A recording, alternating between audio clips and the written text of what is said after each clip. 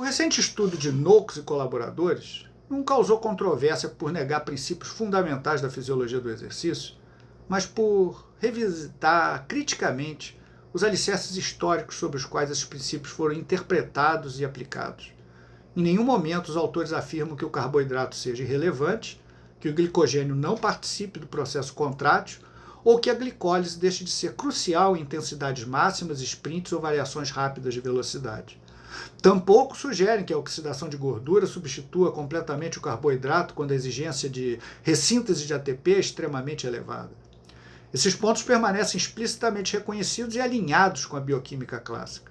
A ruptura conceitual começa quando o artigo questiona a interpretação histórica da fadiga no endurance, fortemente ancorada nos estudos escandinavos da década de 60, em especial o trabalho de Bergström e Hultmann, em 1967, onde foi demonstrado de forma elegante que dietas ricas em carboidratos aumentavam os estoques de glicogênio muscular e prolongavam o tempo até a exaustão, enquanto dietas pobres em carboidratos levariam à fadiga precoce. A partir desses achados se consolidou a narrativa de que o exercício terminaria porque o músculo ficaria sem combustível. No entanto, como Noakes destaca, os próprios dados daquele estudo mostravam hipoglicemia acentuada nos grupos com baixo consumo de carboidratos no momento da exaustão. Uma variável que foi registrada, mas não foi incorporada à interpretação causal do fenômeno. Ao resgatar esses dados e confrontá-los com evidências posteriores, o artigo demonstra que, na maioria dos cenários de endurance prolongado, não ocorre um colapso energético periférico. As concentrações de ATP muscular são preservadas, não há rigor contrátil e o músculo mantém a capacidade mecânica residual. A exaustão ocorre antes de qualquer falência bioquímica local que desloca o foco explicativo da depressão de glicogênio intramuscular para a queda da glicemia e suas implicações para o sistema nervoso central. Nesse modelo, o carboidrato passa a ser compreendido menos como combustível muscular obrigatório e mais como um regulador da homeostase glicêmica e da tolerância central ao esforço prolongado. Outro ponto que intensifica a reação da comunidade científica é a documentação no artigo de taxas excepcionalmente elevadas de oxidação de gorduras, inclusive em intensidades tradicionalmente classificadas como sendo predominantemente glicolíticas.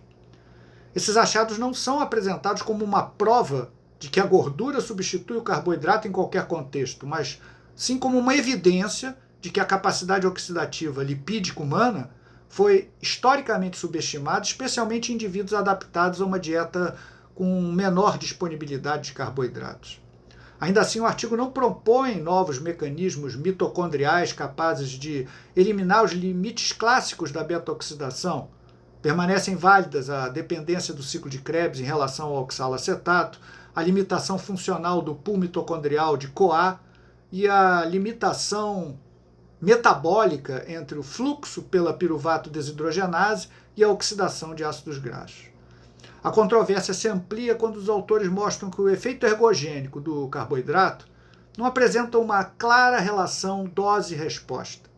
Pequenas quantidades de carboidrato ingeridas durante o exercício produziriam efeitos semelhantes aos de ingestões muito elevadas, sugerindo que a principal função do carboidrato não é abastecer diretamente o músculo, mas evitar uma hipoglicemia induzida pelo esforço. Essa observação confronta diretamente décadas de recomendações baseadas no princípio de que quanto mais carboidrato, melhor. Um princípio que se tornou não apenas um dogma científico, mas também um pilar de diretrizes oficiais e de uma vasta indústria de produtos esportivos. Assim, a revolta não emerge de erros mecanísticos, mas do fato de que o artigo desestabiliza uma narrativa fundadora da fisiologia do exercício, construída a partir de interpretações históricas específicas que foram generalizadas ao longo do tempo. Ao mostrar que muitas dessas conclusões derivaram mais de inferências do que de demonstrações causais diretas, Noakes e colaboradores deslocam o debate de uma explicação exclusivamente periférica e muscular para um modelo integrado no qual fígado, glicemia, regulação hormonal e controle central do esforço ocupam um papel importante.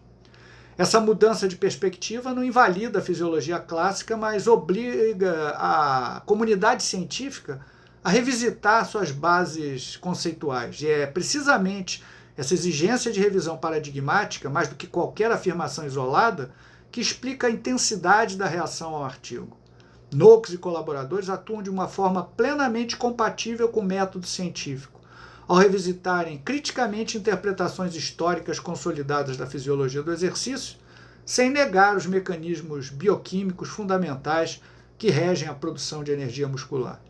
O trabalho não introduz dados fabricados, não omite evidências conflitantes e não propõe uma fisiologia alternativa ou incompatível com o conhecimento estabelecido.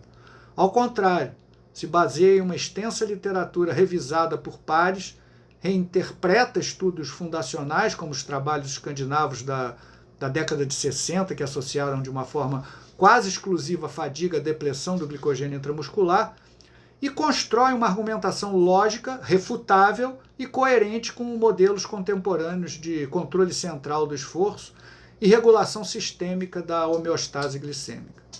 A presença de uma posição teórica clara, crítica à centralidade absoluta dos carboidratos, não configura um viés metodológico, mas sim um enquadramento interpretativo explícito, prática inerente à ciência madura. A acusação de viés, nesses casos, tem sido frequentemente empregada de forma imprecisa, confundindo discordância conceitual com falha metodológica, sem evidência de manipulação de dados, ocultação de resultados ou conflitos de interesse econômicos clássicos. A intensidade da reação ao artigo decorre menos de suas conclusões específicas e muito mais do impacto paradigmático de sua proposta interpretativa, que desloca o foco explicativo da fadiga no endurance de uma falência energética periférica para um modelo integrado envolvendo fígado, glicemia, regulação hormonal e sistema nervoso central. Ao demonstrar que o efeito ergogênico do carboidrato não apresenta uma relação dose-resposta clara e que pequenas quantidades seriam suficientes para preservar a glicemia e a tolerância central ao esforço, o trabalho questiona diretrizes amplamente difundidas e interesses institucionais e comerciais fortemente estabelecidos, especialmente no mercado de bebidas esportivas e repositores de carboidratos. Nesse contexto, a resistência observada reflete um fenômeno clássico da sociologia da ciência. Quando um paradigma dominante é desafiado, o debate tende a migrar do plano dos dados e mecanismos para o terreno da intenção e do caráter do autor. Ainda assim, o fato de o artigo ter sido aceito em um periódico de alto impacto indica que, entre os pares, sua abordagem é considerada cientificamente legítima, mesmo quando suas implicações práticas são objeto de intenso e, obviamente, saudável debate.